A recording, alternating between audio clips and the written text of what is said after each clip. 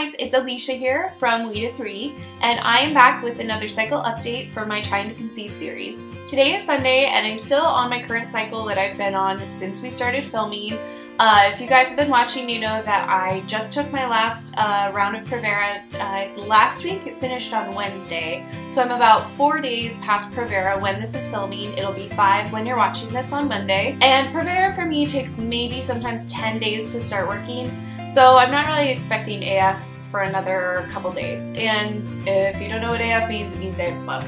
She should be here pretty soon. Basically, until she comes, it's just like me waiting for another cycle day 1. And before you ask, the answer is yes. I've already taken multiple tests. I know this cycle was not a productive one because I already know I also didn't ovulate. So yeah, like I said, this is kind of a short update. I mean, basically I'm just in the middle of a waiting game right now. I don't have much to tell you guys because we're just hanging out. But I will give you guys an update on how the Chinese herbs have been going, kind of where we're headed next cycle, and I did also receive some results from my ultrasound that I took a few weeks back.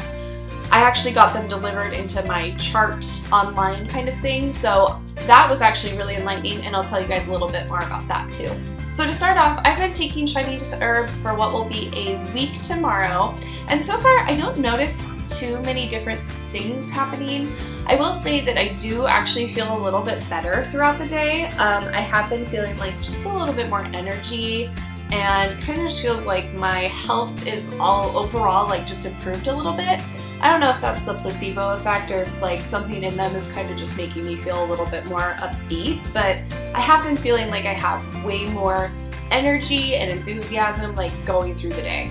I've also felt like my sleep's been a little bit more restful and that I've been waking up a lot easier, but that could also be because we're getting back into our normal routine where we go to bed at the right time and get up and at the right time.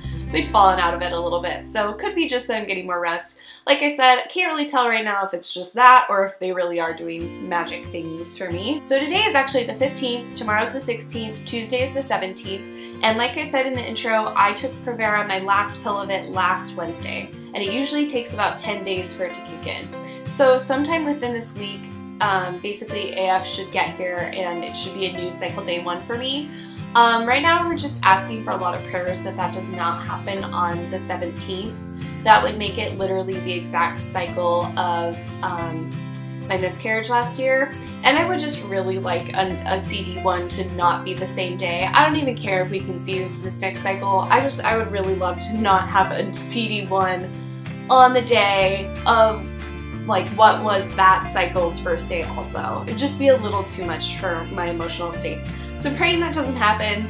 Knowing me, knowing my luck, knowing my body, I'm sure that we can probably expect something like it, but hopefully it'll hold off for another few days just to like give me some breathing room emotionally for that to not happen. I have kind of been feeling like a little bit of PMS, so she should be here pretty soon. I have no idea when though. And then literally 5 minutes after I finished filming that cycle update for you, I think AF got here. I'm pretty sure if you want updates, which I'm not sure you do, just pay attention to my Tumblr. I will say that it's CD1 on my Tumblr blog. But yeah, I'm fairly positive that's just what happened.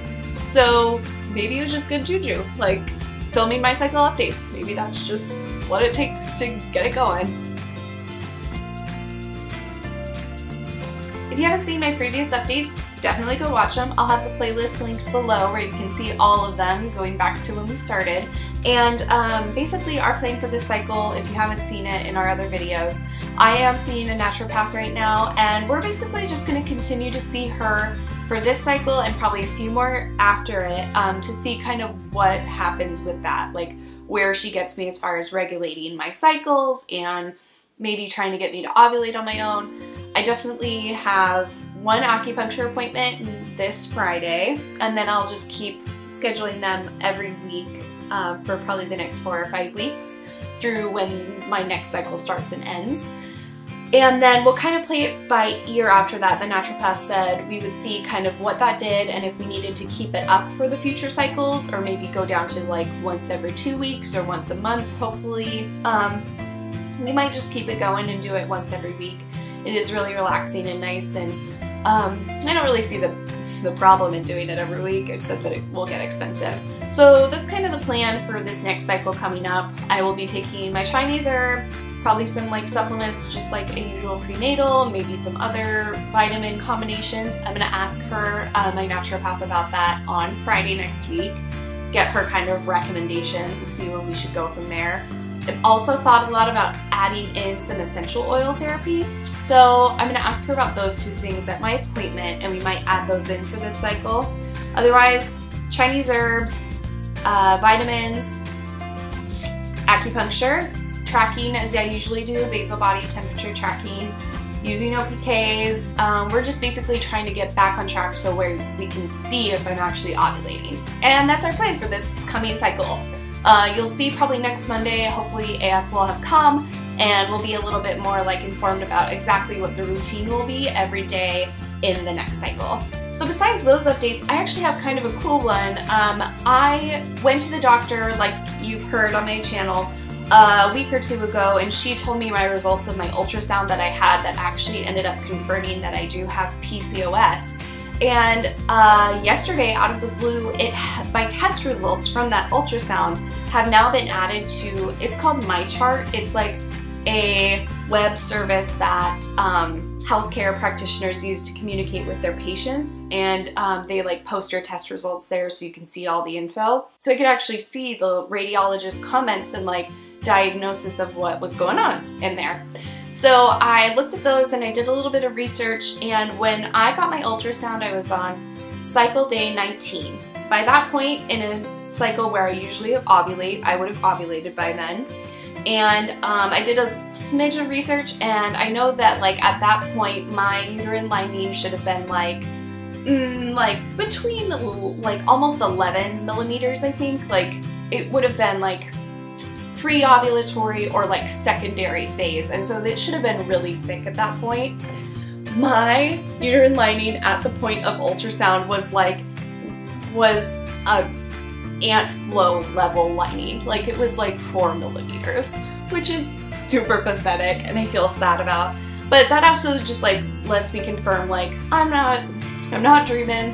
I really didn't ovulate that cycle, and it kind of gives me clarity for like what an anovulatory cycle is confirmed to look like within my body. So like I can always look back at that basal body temperature chart from last month and be like, this is what an anovulatory one looks like. It has no trends, and I know this because I confirmed with an ultrasound that I did not ovulate. They also told me the count of how many cysts I had, and it was 30 on one and 20 on the other. So yeah, definitely PCOS for sure. Not that I had any doubts, but it was a lot different to like see it on paper. I am so literal when it comes to information. So for me it was like, there it is, I can see it, I can pull it up for people and tell them all about it. And that was really nice for me. So now I have that record and I can like use it to like really monitor hopefully some progress.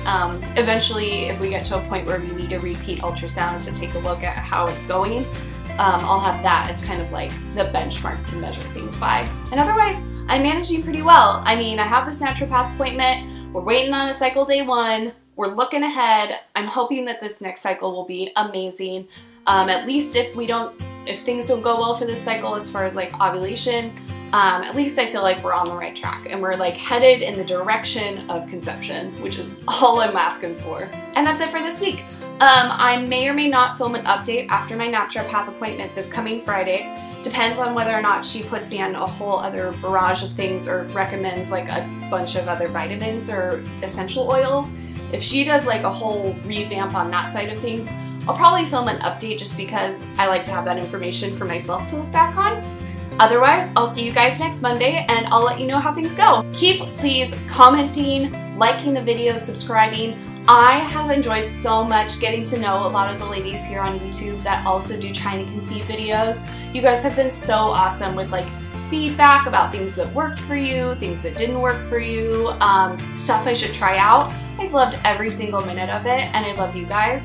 If you ever want to get more updates about me between update videos, I also keep up a blog about trying to conceive and you can always find me there. And that link is down below in the description if you want it. So thanks again, and I'll see you guys next Monday. Bye!